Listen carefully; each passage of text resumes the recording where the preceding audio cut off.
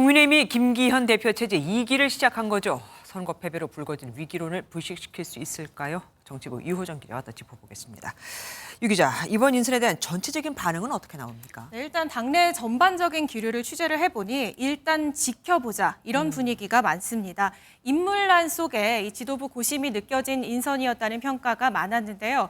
지난 총선 참패로 인지도와 중량감을 모두 갖춘 수도권 의원들이 적기 때문에 선택지 자체가 많지 않았다라는 뜻입니다. 한 수도권 원외 인사는 없는 재료로 반찬 5개를 만든 것이다. 이런 평을 내놓기도 했고요. 또 핵심은 이 공천 실무를 만든 사무총장 인선이었거든요. 근데 이 자리에 경북, 영천, 이 청도 지역구의 재선 이만희 의원이 임명이 됐죠.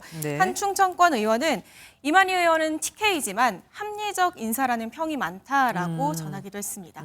하지만 이걸로는 부족하다 이런 비판이 나오는 것도 사실입니다. 네, 주로 수도권 의원을 중심으로 이 쇄신 의지를 의심하는 목소리들이 나왔습니다. 이 한 수도권 의원은 핵심은 사무총장인데 TK 인사를 안 쳤다라면서 이 지도부 책임론을 피하기 위한 구색 맞추기일 뿐이라고 혹평했습니다. 또 다른 중진 의원은 국민들이 싫어하는 건 이 당의 일사불란한 검경 조직 이미지인데 이 의원도 경찰 출신이지 않냐라고도 했습니다. 또 공개적인 비판도 나왔습니다. 아내의 유혹처럼요. 이렇게 장서희 씨가 저만 하나 찍고 탕평 인사라고 하는데 지금 사람 바꿔서 될 일인가? 이 와중에 또 적나라한 내용의 문자 메시지가 노출되기도 했습니다. 네, 맞습니다. 이 조수진 최고위원과 이 김성호 여의도연구원 부원장의 카카오톡 대화 내용이 취재진에 포착이 된 건데요. 이 조 최고위원은 인선안을 보내자 이 김 부원장이 우는 표시와 함께 김기현 대표 쫓겨나겠다라는 답장을 보냅니다. 당 관계자의 적나라한 평가가 노출이 된 건데 인선안이 국민 눈높이에 맞지 않으니 김기현 대표 책임론이 지속되지 않겠냐 이런 의미로 해석될 수 있습니다. 다만 당내에선 이 대화창에 노출된 인선안이 이만희 의원이 아닌 박대출 의원을 사무총장으로 적은 버전이라는 점에 주목을 했습니다. 김 대표는 애초 정책위의장이었던 박대출 의원을 이 사무총장에 임명하려 했지만 고심 끝에 이만희 의원으로 선회한 것으로 전해졌습니다. 그러니까 이전 버전을 보고 했던 반응이니까 이건 또 모른다.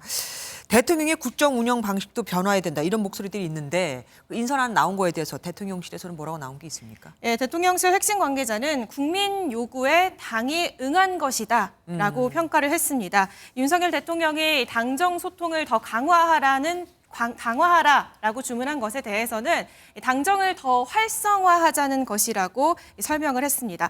당의 목소리를 받아들이는 형식으로 대통령의 국정 운영 방향이 민생 중심으로 변화해 갈 것이라는 전망이 나옵니다.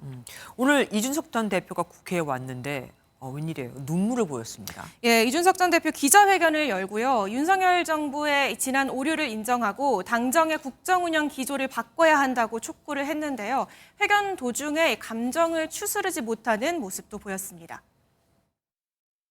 한 해병대 병사의 억울함이 반복되지 않도록 엄정한 수사를 하고자 했던 박정훈 해병대 대령의 모습은 성형을 두지 않고 수사했던 한 검사의 모습과 너무나도 다 있었습니다.